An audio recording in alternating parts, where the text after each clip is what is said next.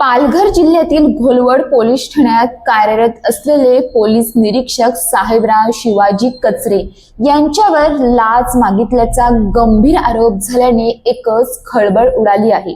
लाचलुचपत प्रतिबंध विभाग ठाणे येथे दाखल झालेल्या तक्रारीनंतर करण्यात आलेल्या पडताळणीत लाचेची मागणी झाल्याचे निष्पन्न झाल्याने त्यांच्या विरोधात भ्रष्टाचार प्रतिबंध अधिनियम कलम अंतर्गत गुन्हा दाखल करण्यात आला आहे। मिळालेल्या माहितीनुसार तक्रारदाराच्या नातेवाईकाविरोधात घोलवड पोलीस ठाण्यात दाखल असलेल्या एका गुन्ह्यात अटक टाळण्यासाठी तसेच गुन्ह्यातून नाव वगळण्यासाठी पोलीस निरीक्षक साहेबराव कचरे यांनी 50,000 रुपयांच्या लाचेची मागणी केल्याचा आरोप आहे। या प्रकरणी तक्रारदाराने 9 डिसेंबरला लाचलुचपत प्रतिबंध विभाग ठाणे येथे लेखी तक्रार दाखल केली होती।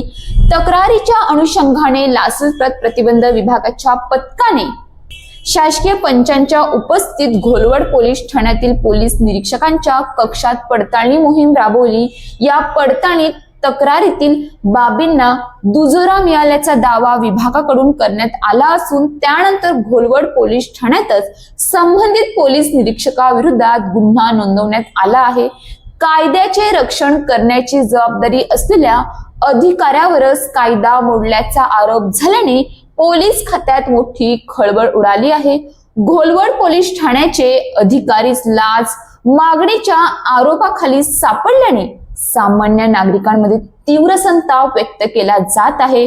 दरम्यान या प्रकरणाचा पुढील तपास लाचलुचपत प्रतिबंध विभाग ठाणे यांच्याकडून सुरू असून तपासादरम्यान आणखी धक्कादायक बाबी समोर येण्याची शक्यता वर्तवली जात आहे। या घटनेमुळे रक्षकच भक्षक झाले का असा सवाल उपस्थित होत असून घोलवडसह संपूर्ण पालघर जिल्ह्याचे लक्ष आता विभागाच्या पुढील कारवाईकडे लागले आहे।